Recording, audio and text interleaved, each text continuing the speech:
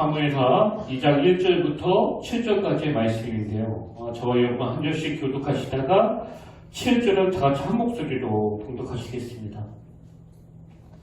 그 후에 다윗이 여호와께 여쭈어 아뢰되 내가 유다 한 성읍으로 올라가리이까 여호와께서 이르시되 올라가라.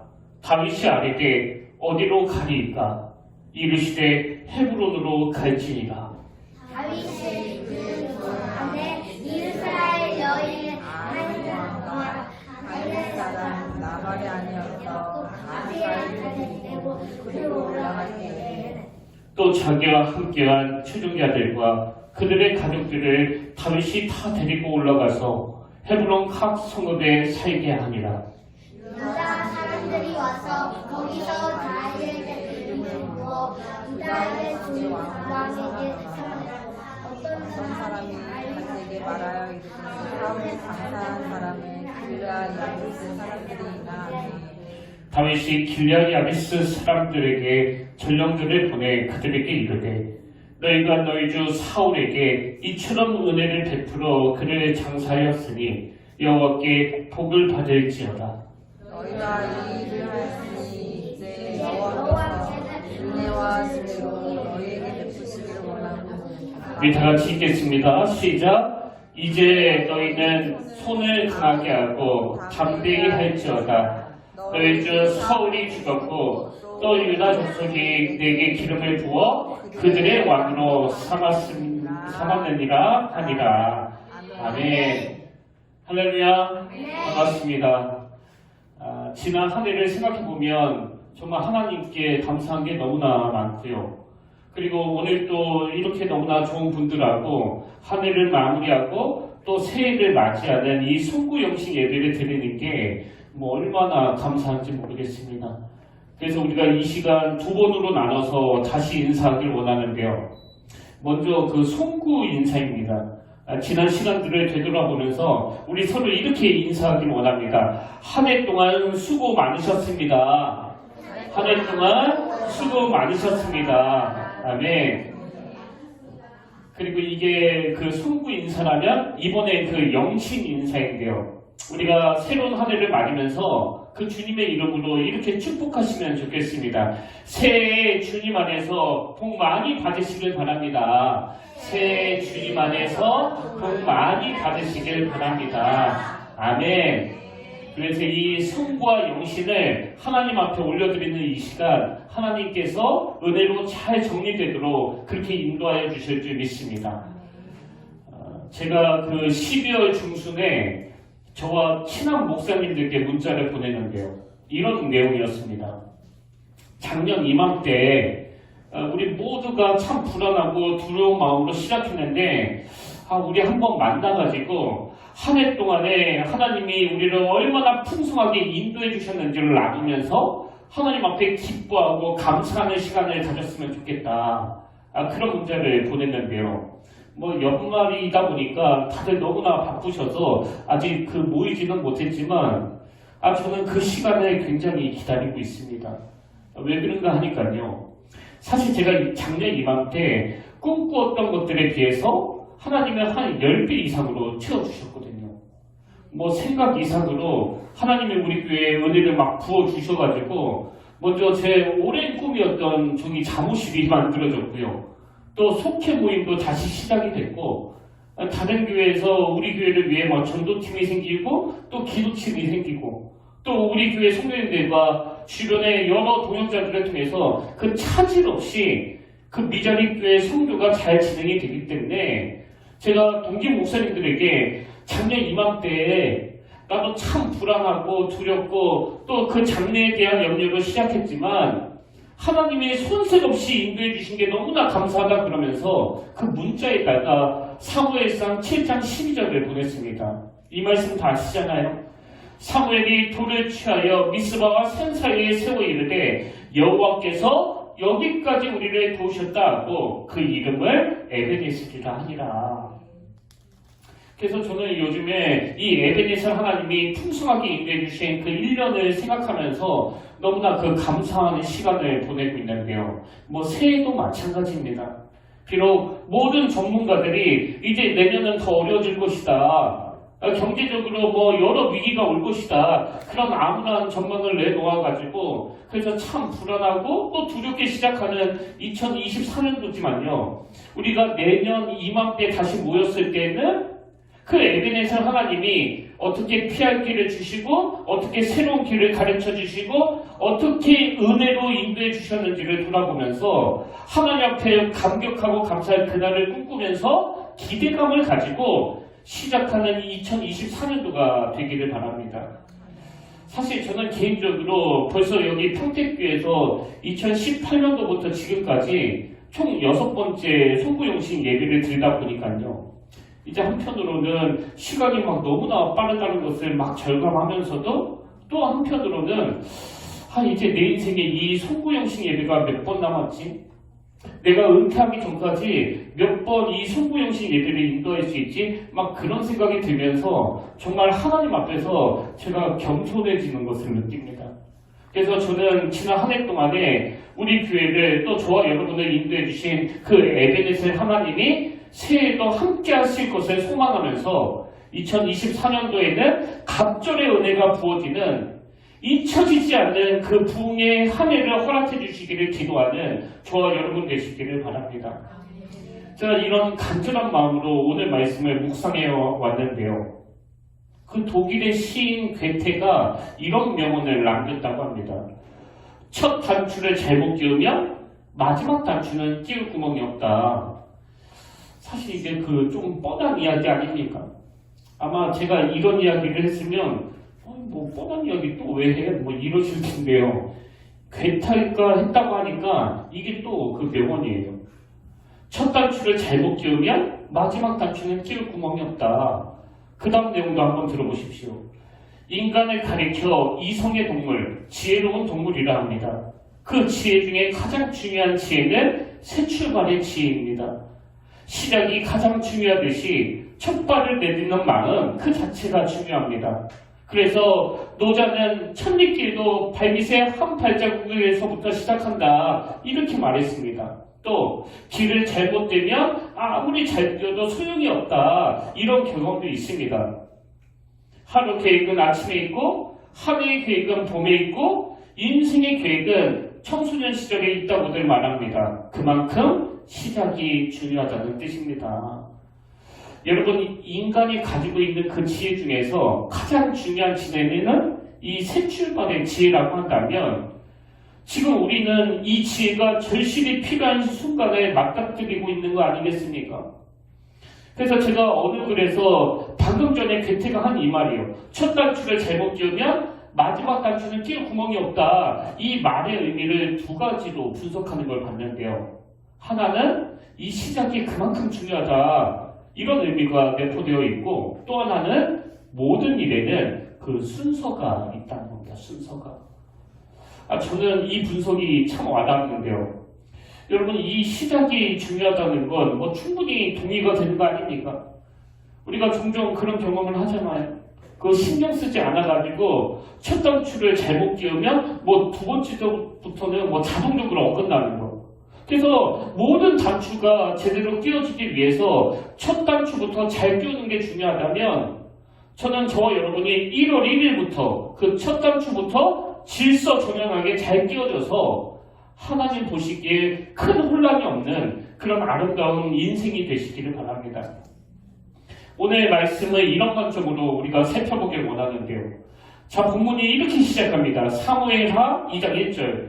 그 후에 다윗이 여호와께 여쭈아뢰되 내가 유다 한 성읍으로 올라가리이까 여호와께서 이르시되 올라가라. 다윗이 이르되 어디로 가리이까 이르시되 헤브론으로 갈지니라. 자, 이 말씀의 배경이 어떤 상황인가 하면은요. 여기 맨 앞이 그 후에 이렇게 말씀을 시작하잖아요. 이 그 후에라는 접속사가 어디랑 연결이 되는가 하니까 자 바로 앞에 나오는 사무엘하 1장 1절을 보십시오. 사울이 죽은 후에 다윗이 아벨 사람을 쳐 죽이고 돌아와 다윗이 시글락에서 이틀을 머물더니 그러니까 오늘 본문 말씀은 그동안 다윗을 치밀하게 괴롭히던 이 사울이 죽은 시점을 배경으로 하고 있는 거예요. 그래서 다윗 입장에서는요, 너무나 고통스러웠던 그 과거의 단절이 일어나고 통일 이스라엘의 2대 왕으로 등극하는 그 새로운 시대가 열리던 그 출발 지점에 서 있는 거거든요. 이건 뭐 우리도 마찬가지 아닙니까? 송구, 영신. 옛 것을 흘러보내고 이제 새 것을 받아들이는. 그래서 다윗이 사울왕의 죽음으로 자기를 집요하게 괴롭히던 과거는 흘러보내고 이제 이스라엘의 왕으로 새로운 시대를 여는 그 출발 지점이 지난해는 흘러보내고 새로운 해를 기다리면서 우리가 함께 모여 송구영신 예배를 드리는 이 지점과 좀 많이 닮아있기 때문에 제가 이 본문을 묵상하기 시작했는데요. 이 본문을 묵상하면 묵상할수록 다윗이 너무나 대단하다고 생각이 드는 게 뭐냐 하면, 여러분 사실 다윗이 그동안 이 사울왕이 죽은 후에 이날을 뭐 얼마나 갈망하며 오래 기다렸겠냐고요. 드디어 자기 인생에 그토록 오랫동안 꿈꾸었던 일이 일어난 거 아닙니까? 사울왕이 죽은 후에. 그리고 이미 하나님께서는 사무엘 선지자를 통해서 다윗에게 기름을 부어주셨고 또 백성들도 모두가 다 이 다윗을 원하고 있었기 때문에 뭐 다윗 입장에서는 바로 왕으로 등극할 수 있는 그 절호의 기회가 찾아온 거거든요. 그리고 지금 이 시점이요, 하나님이 다윗을 이스라엘 왕으로 점지하시고 그 사무엘을 통해서 기름 부어주신 이후로 대략 한 15년이 더 흐른 그 시점이에요. 그래서 다윗 입장에서는 그동안 자기를 끊임없이 죽이려고 위협하던 그 사울왕과 그 모든 악한 것들이 제거가 되고 이제는 거침없이 이스라엘의 왕이라는 그 권력을 향해서 달려갈 수 있는 상황인데, 근데 놀랍게도 다윗은 함부로 나서지 않는 겁니다. 굉장히 신중한 거예요. 아까도 말씀드렸지만 하나님도 이 다윗을 왕으로 인정해 주셨고 또 많은 백성들도 다윗을 원했기 때문에 그냥 거침없이 암만 향해서 달려가면 되는 그런 상황인데도 불구하고 다윗은 그렇게 하지 않는 겁니다. 근데 여러분, 이 다윗이 보여준 신중한 태도가 왜 귀하냐면요, 대부분의 학자들이 사울이 죽은 후에 다윗이 보여준 그 태도가 다윗 인생을 성공적으로 이끄는 초석이 되었다, 그렇게 분석을 하거든요. 그리고 저도 하나님이 이 다윗의 신중함을 너무나 귀하게 보셨기 때문에 그가 하나님 앞에 크게 쓰임을 받는 그런 인물이 됐다고 생각하거든요. 그런 의미에서 저는 다윗이 이렇게 새 출발의 지점에서 굉장히 신중하게 접근하는 이게 다윗으로 하여금 첫 단추를 잘 깨게 만드는 너무나 아름다운 결과를 가져왔다면, 새해를 맞는 우리가 건강한 출발을 하기 위해서 이 다윗에게 배워야 되는 두 가지 태도, 이걸 제가 정리해봤는데요. 자, 우리가 건강한 출발을 하기 위해서 이 다윗에게 배워야 되는 그 첫 번째 태도가 뭐냐 하니까, 여러분 다윗은 여호와 하나님께 여쭈는 태도를 끝까지 견지했다는 겁니다. 하나님께 여쭙기, 이게 건강한 출발을 위한 첫 번째 전제예요. 자, 방금 읽었던 본문 2장 1절을 다시 한번 보십시오. 그 후에 다윗이 여호와께 여쭈어 아뢰되, 아까 제가 말씀드렸잖아요. 이미 하나님께서 다윗을 왕으로 점지하시고 기름 부어주신 그 상태예요. 그리고 자기를 괴롭히던 모든 걸림돌들이 다 제거가 된 상태입니다. 그래서 굳이 하나님께 여쭙지 않고 거침없이 헤브론으로 달려가도 누구 하나 이것 가지고 막 시비 걸고 문제 삼을 사람이 없지만, 다윗은 그런 상황에서 가장 먼저 여호와께 여쭈어 아뢰는 거예요. 그럼 뭘 여쭈었느냐? 그 다음 보세요. 내가 유다 한 성읍으로 올라가리이까. 그랬더니 여호와께서 이르시되 올라가라. 그래서 또 여쭈어요. 다윗이 아뢰되 어디로 가리이까? 이르시되 헤브론으로 갈지니라. 이게 우리식으로 말하면 하나님의 뜻을 구하는 기도를 드리는 거거든요. 근데 여러분, 오늘 우리의 문제가 뭐예요? 우리는 주로 언제 기도를 합니까? 헷갈릴 때. 이렇게 가야 되나? 저렇게 가야 되나? 어느 길이 옳지? 이럴 때는 기도를 엄청 많이 하지만 자기 생각에 확신이 들 때, 뭐 이건 뭐 100% 이 길이지 뭐 이거 뻔한 거 아니야? 뭐 그럴 때는 기도도 안 하는 거 아닙니까? 이게 우리의 문제예요. 근데 이걸 우리가 뛰어넘으면 다윗처럼 너무나 멋진 출발이 가능할 줄로 믿습니다. 그래서 아무리 생각을 해도 이건 뭐 내 생각에 100% 오라. 이건 뭐 당연히 이 길로 가야 되는 거 아니야. 그런 순간에도 다윗처럼 한 여호와께 여쭙는데도 이걸 우리가 견주해야 된다는 거예요. 저에게도 이게 참 부족해요. 그래서 뭐 처음 신학교 가고 목회 1년차, 2년차 때는 엄청 신중하고 또 기도도 많이 하고 여기 평택교회 와서도 뭐 틈만 나면 그때 여기 불거진이 강당에 와가지고 막 눈물 흘리면서 하나님의 뜻을 구했는데 그 부끄럽게도요. 요즘에는 그런 시간들이 많이 줄었습니다. 딱 생각하면 이 길이 맞는 길인데 뭐. 그리고 또 대부분 그 길이 또 맞아요.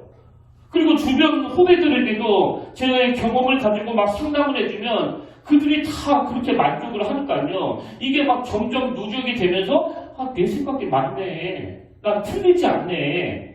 이렇게 당연하게 느껴지는 그게 굉장히 위험한 상태라는 거거든요. 그래서 저는 오늘 이 다윗의 태도를 보면서 이 찬양은 다윗을 생각하면서 만든 찬양 같다. 그런 찬양을 제가 하나 떠올렸는데요. 주님 말씀하시며 내가 나가리다. 주님 뜻이 아니면 내가 멈춰서리다.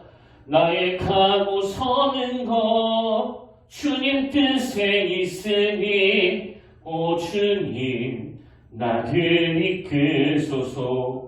주님 말씀하시면 내가 나아가겠습니다. 주님 뜻이 아니면 그게 아무리 내 생각에 옳은 길이라 할지라도 내가 당장 멈춰 서겠습니다. 나의 가고 서는 거 내 뜻이 아니라 주님 뜻이 있으니 주님 나를 이끌어 주시길 원합니다. 여러분 2024년을 정말 멋지게 출발하고 싶으세요? 그 첫 단추를 정말 잘 깨고 싶으세요? 그렇다면 저 찬양을 계속 되뇌이셔야 돼요. 그래서 목회 1년차, 목회 2년차 때 막 부들부들 떨면서 하나님께 아뢰며 기도했다면 세월이 가면 갈수록 더 두렵고 더 떨리는 마음으로 항상 주님께 여쭙고 주님께 아뢰는 이것이 우리로 하여금 첫 단추를 잘 깨게 만드는 그런 아름다운 도구가 된다는 사실을 꼭 기억하시길 바랍니다. 근데 여러분 이렇게 다윗이 모든 일을 시작하기에 앞서서 자기의 주인 되시는 하나님께 아뢰는 이런 태도를 가지고 있었다면 여기에 대조되는 인물이 그 사울 아닙니까? 저는 원래 알고 있었는데 이번에 세상 그 두려움으로 확 다가오는 이 사울과 관계되는 말씀을 하나 발견했는데요. 여러분도 아시지만 이 사울의 말로가 참 비참하게 죽잖아요. 근데 성경이 사울이 왜 비참하게 죽을 수밖에 없었는지를 정확하게 명시합니다. 자, 역대상 10장 13절 14절을 보십시오.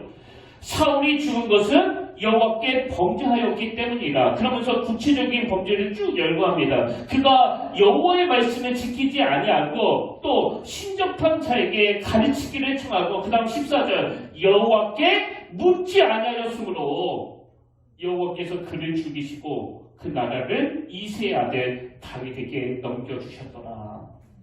지금 성경이 사울이 그렇게 비참하게 죽을 수밖에 없었던 이유를 정확하게 명시하는데 그 이유가 뭐라고요? 여호와께 묻지 아니하였으므로. 이 태도가 그에게 비극을 가져다준 결정적인 원인이었다는 겁니다. 여러분 이게 두렵지 않으세요? 저는 두려웠습니다. 사울도 왕이었잖아요. 지도자였잖아요. 그리고 또 한때 이 사울이 하나님을 얼마나 순수하게 사랑했습니까?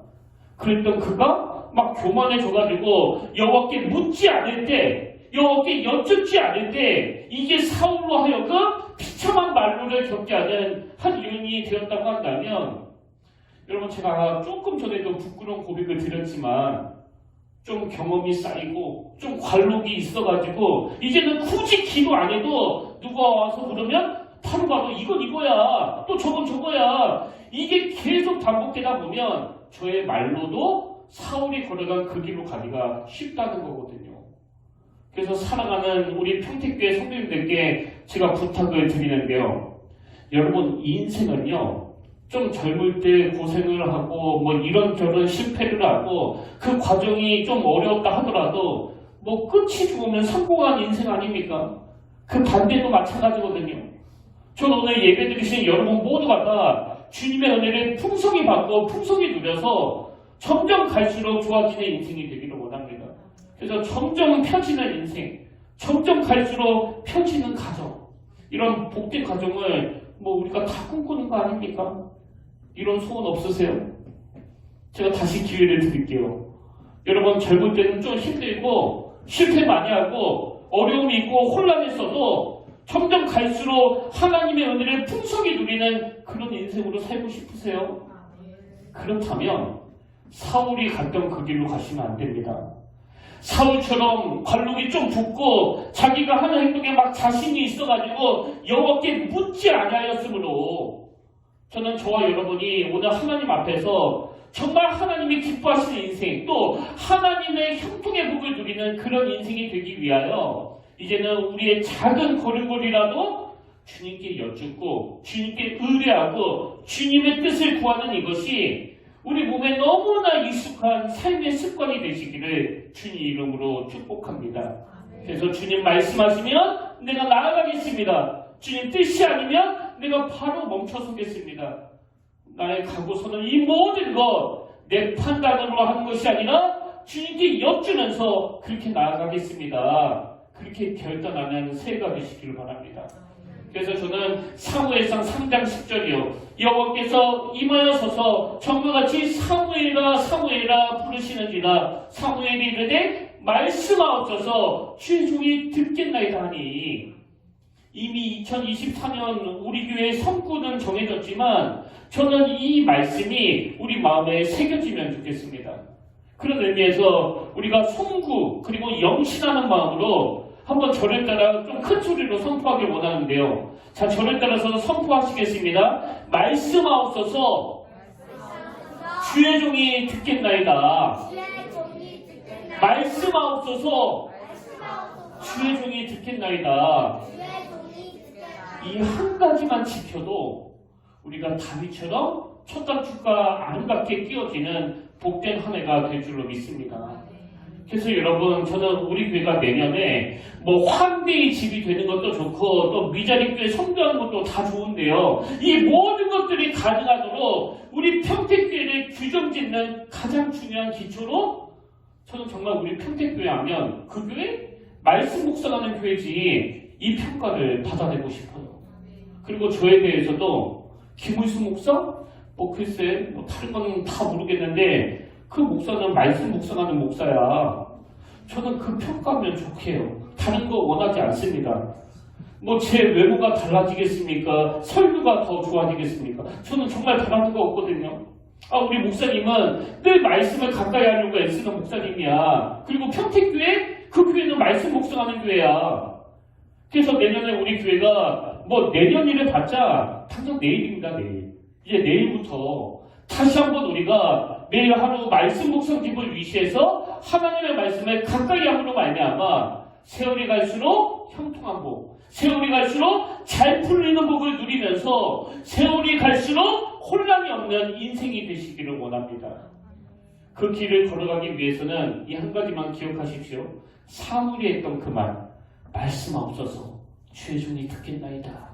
새해에는 우리 평택교회가 말씀 묵상하는 교회로 자리 잡도록 모든 성도님들이 말씀을 가까이 하는데 그렇게 결단해 주시기를 주님 이름으로 축복합니다.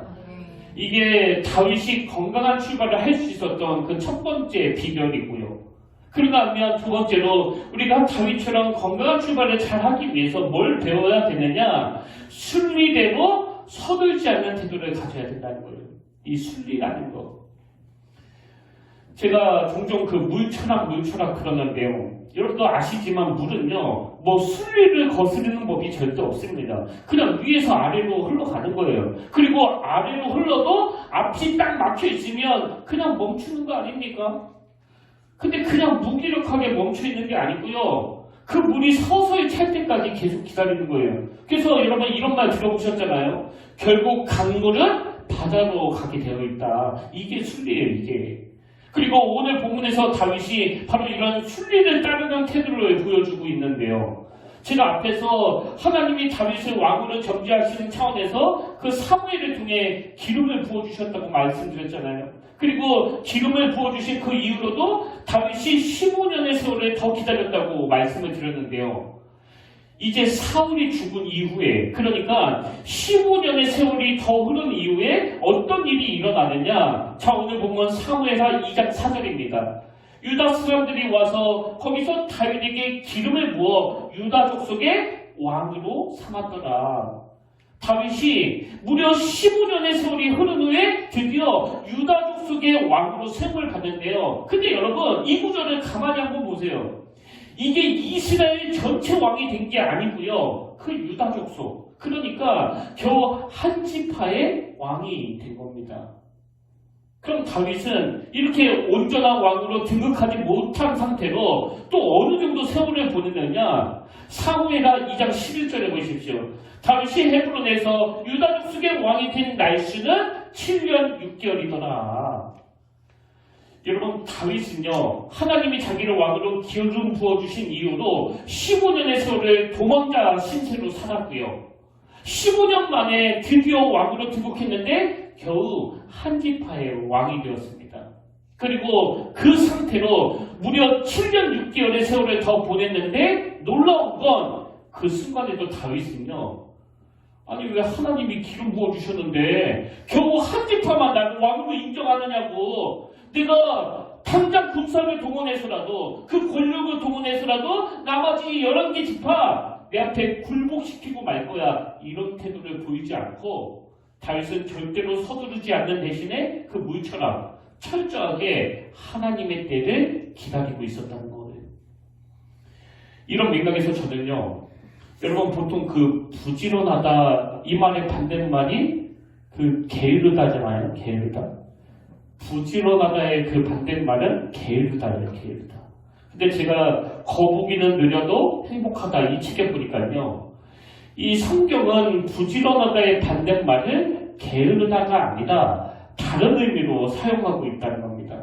자, 한번 보시겠습니까? 잠언 21장 5절이요.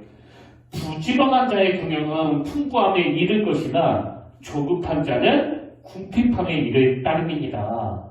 여러분, 놀랍게도 성경은요, 부지런하다의 반대말이 게으르다가 아니라 부지런하다의 반대말이 조급하다라는 거예요. 그래서 부지런하거나 조급하거나, 이 의미가 저에게 많은 생각을 하게 만들었고 또 와닿게 만들었는데요. 여러분, 그 토끼와 거북이 이야기 그거 다 아시잖아요. 여러분은 그 동화를 어떤 관점으로 들으셨어요?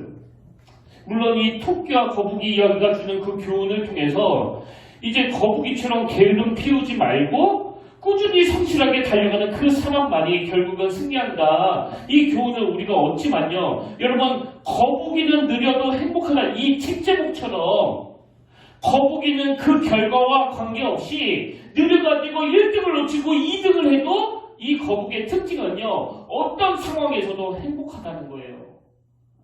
그래서 우리가 이 이야기를 통해서 얻어야 되는 교훈은 이 거북이의 성실함도 얻어야 되지만 거북이는 느려도 행복하다면 우리 인생도 1등하는 것보다 좀 느리더라도 행복해지는 걸 목표로 삼아야 된다는 겁니다.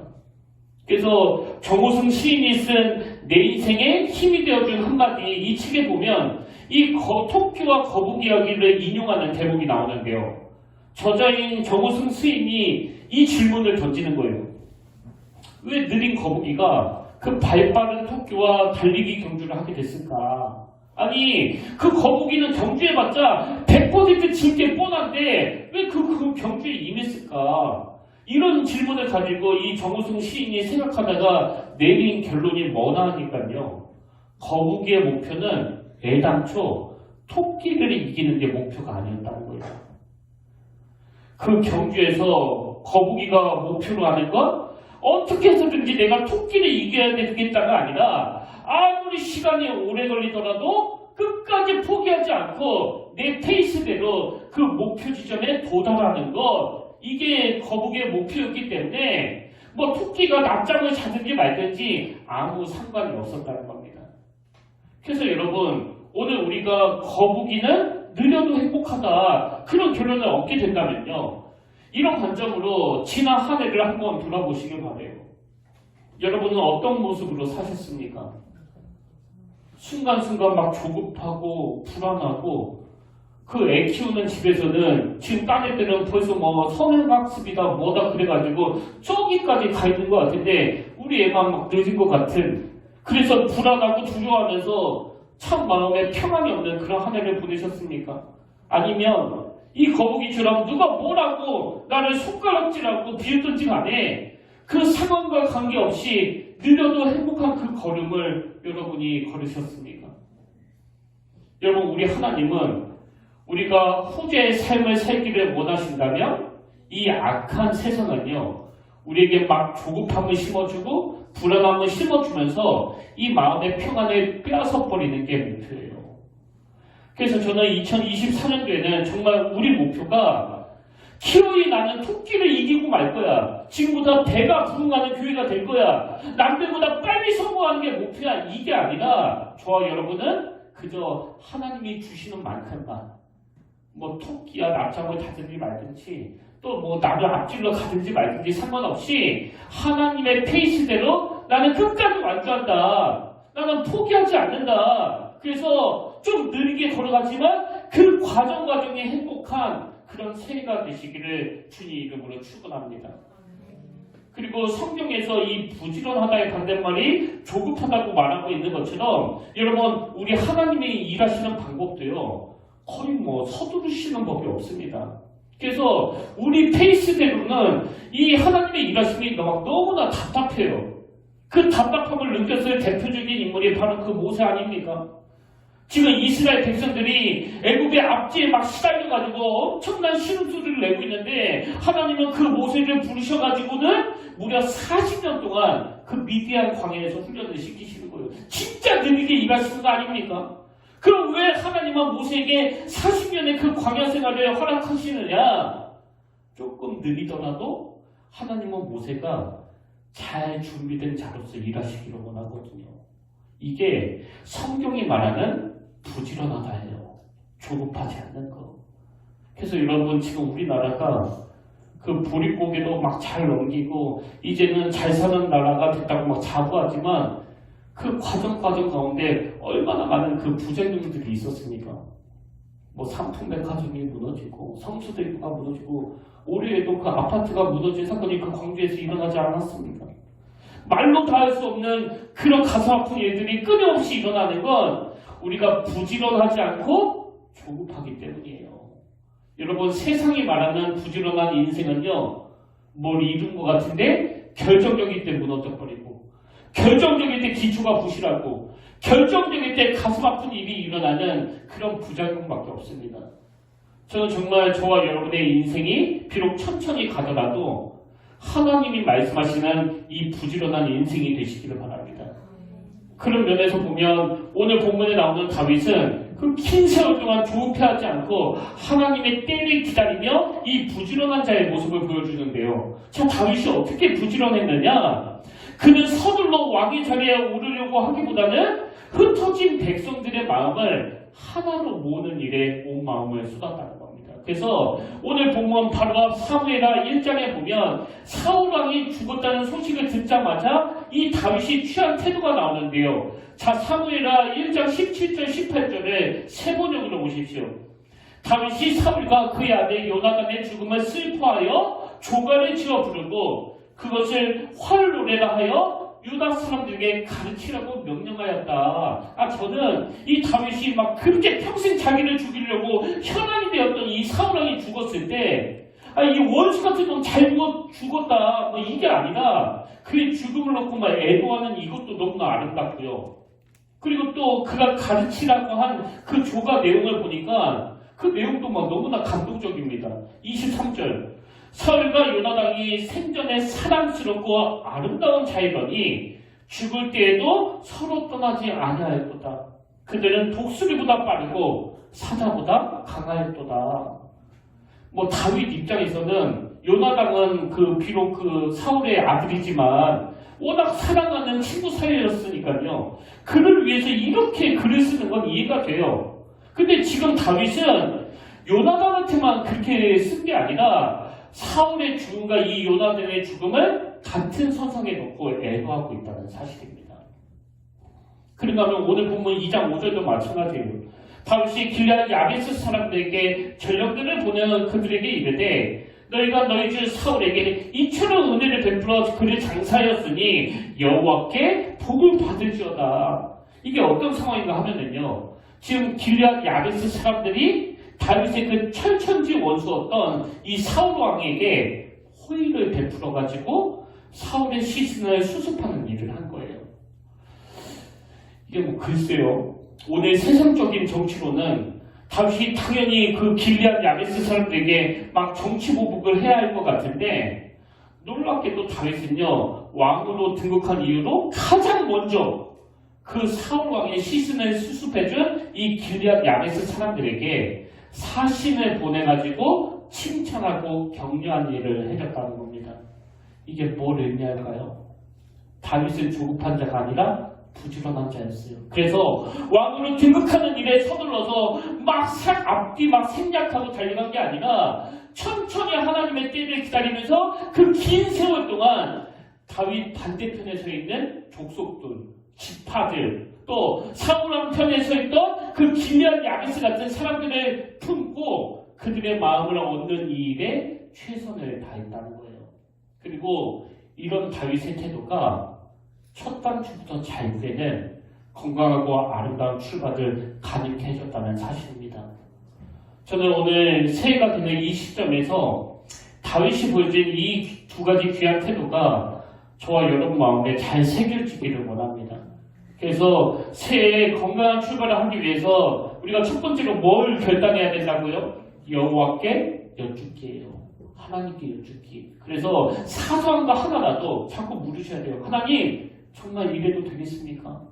교회 나오셔서 항상 물으셔야 되고요. 우리 일상 가운데 아침에 출근하면서 저녁에 퇴근하면서 뭐 차 막히고 그럴 때 기도하기가 너무나 좋잖아요.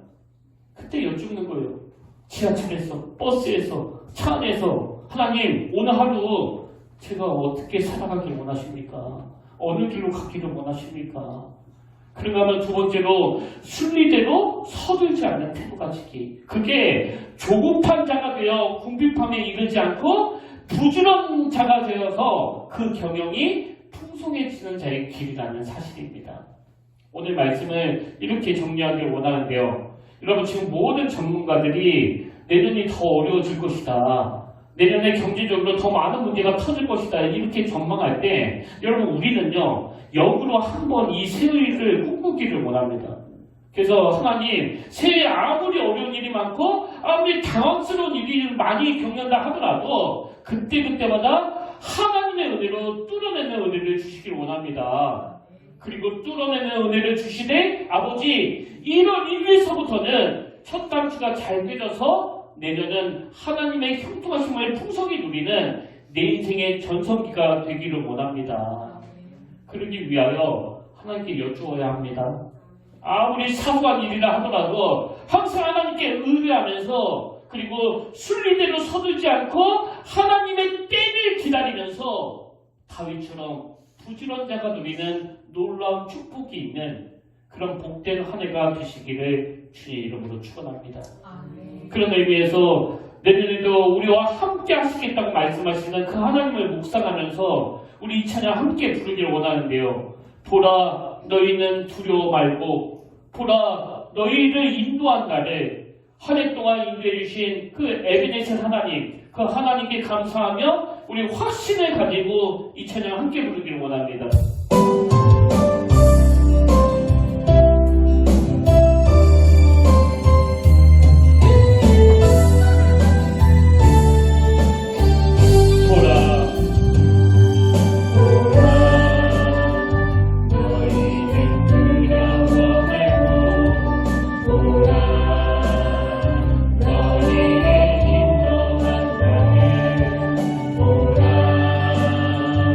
너희는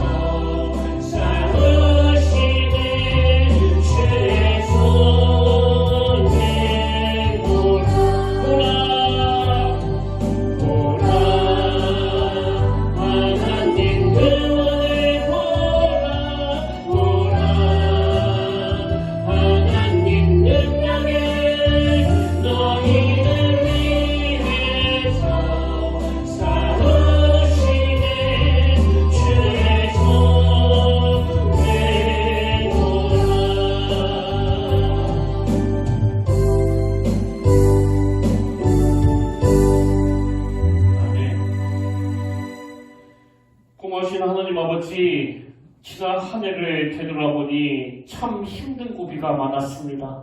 여러 가지 일로 압박을 느끼며 때로는 잠을 이루지 못한 적도 있고 때로는 그 건강을 상한 적도 있습니다. 아버지, 너무나 고통스러운 긴 터널을 지날 수밖에 없었던 우리 성도님들에게 이 시간 하나님께서 치료자가 되어주시길 원합니다. 지난 시간 겪었던 아픔과 마음의 상함, 그리고 내 마음에 일어났던 그 미움은 이제 지는 해와 함께 떠나가게 하여 주시고 새로운 출발을 위하여 단번에 치료해주시는 그 하나님의 능력을, 그 놀라운 하나님의 역사를 이 시간 맛보게 하여 주시옵소서. 가정에 어려움을 놓고 힘들어하는 주의 자녀가 있다면 주님이 긍휼히 여겨주셔서 부부간에 쌓여있는 오해를 풀어주시옵고 자녀와 부모 사이를 맡고 있는 그 갈등의 담을 질서정연하게 교정시켜 주시옵소서. 그래서 송구영신 예배를 통해서 우리의 모든 상하고 아픈 문제를 해결해 주시는 분이 바로 우리 하나님이시라는 사실을 경험하고 맛보고 누리며 새 힘을 얻어 달려가도록 주님 인도하여 주시옵소서. 하나님, 무엇보다도 지난날 우리의 부끄러운 모습에 대하여 회개의 역사가 일어나기를 원합니다. 하나님 없이 잘 됐던 거, 하나님 없이 성공하고자 했던 거, 하나님 없이 내 의지대로 달려가고자 했던 그 모든 것들을 다 주님 앞에 회개하며 이제는 더욱더 하나님께 의뢰하고 더욱더 하나님을 의지하며 첫 단추를 잘 꿰는 새해가 되도록 인도하여 주시옵소서. 그 은혜 자리로 인도해 주시는 주님께 감사드리었고 모든 것의 능력자 되시는 예수님 이름으로 간절히 기도드립니다. 아멘. 이번 한 해에도 여러분들이 여러 모습으로 이 교회를 위해서 참 많이 애써주시고 또 수고해 주셨는데요. 특히 그 평일에도 교회에 나오셔서 청소하시고 또 기도의 재단을 쌓으신 우리 소중한 우리 권사님들, 코로나 이후로 우리에게 맛있는 음식을 제공하기 위해서 기쁜 마음으로 또 사랑하는 마음으로 묵묵히 섬겨주신 우리 두 집사님과 우리 나덕선 성도님, 또 매주 예배를 위해서 방송으로 또 영상으로 또 헌금위원으로 봉사해 주신 모든 분들께 진심으로 깊이 감사를 드립니다.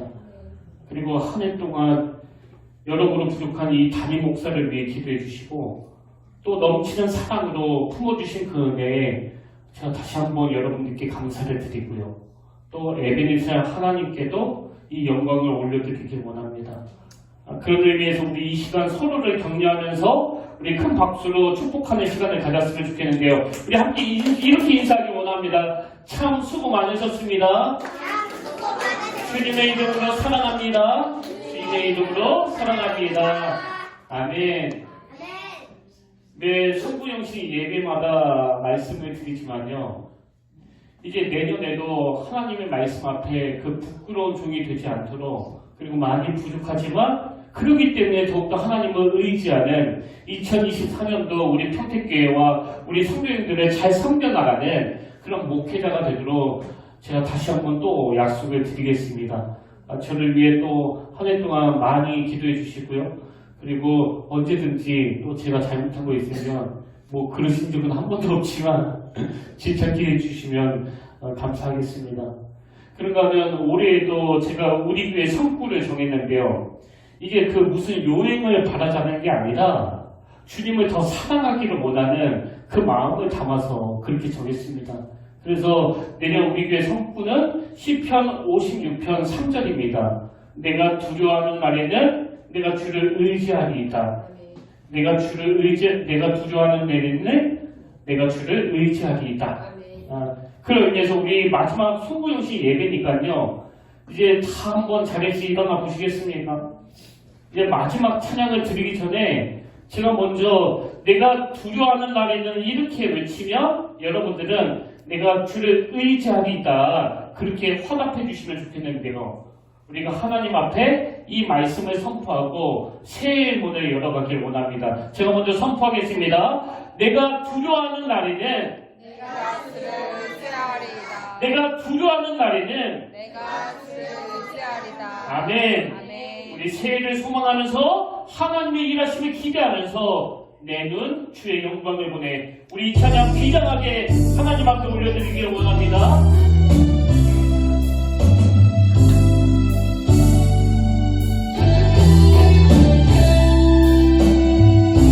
내는 주의 영광을 보내 우리 가운데 계신 주님 그 빛난 영광 온 하늘 덮고 그 찬송 온 땅만을 내는 주의 영광을 보내 찬송 가운데 서신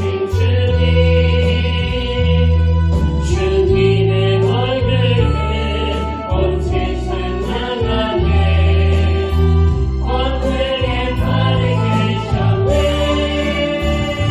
주의 영광 이곳에 가득해 우리 전에 주님과 함께 찬양하며 우리는 전진하리 모든 열방 주님께까지 하늘 아버지 은혜 새롭게 하라 여러분께서 주를 섬기게 하소서 오늘마다 일어나 찬송 부르며 영광의 주님을 공개하소서 주의 영광 이곳에 가득해 우리 손을 주님과 함께 찬양하며 우리는 전진하리 모든 열방 주님께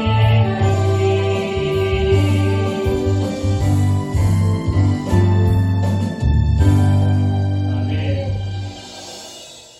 살아계신 하나님 아버지, 오늘 이 성구영신 예배 가운데 역사하셔서 지난 시간들을 잘 떠내보낼 수 있도록 도와주시고 이제 새로 맞이하는 새해를 두려움이 아니라 기대감으로, 불안이 아니라 하나님이 주시는 확신으로 그렇게 새해를 맞이하게 하시니 감사드립니다. 아버지, 내년 새해에는 우리 모두에게 하나님의 큰 은혜가 부어지는 그런 한 해로 기록되기를 원하오니 내년 이맘때 우리 입술에서 상처와 아픔으로 접촉되는 한 해가 되었다고 고백하는 게 아니라 놀라우신 하나님의 은혜로, 기쁨으로, 환희로, 즐거움으로 그렇게 한 해를 아름답게 보내오느라고 고백되어질 수 있도록 하나님 친히 개입하여 주시고 간섭하여 주시고 은혜로 인도하여 주시옵소서. 이제는 우리 주 예수 그리스도의 은혜와 하나님 아버지의 담없는 사랑과 성령님의 감동, 감화, 위로, 교통, 충만하심의 역사가 오늘 주신 말씀 마음에 담고 지난 시간들을 미련 없이 흘려보내며 새로운 한 해를 하나님의 선물로 받아 그렇게 기쁨으로 달려가기로 다짐하며 예배하는 모든 주의 자녀들 머리 위에 지금부터 영원토록 함께 하시기를 간절히 축원하옵나이다.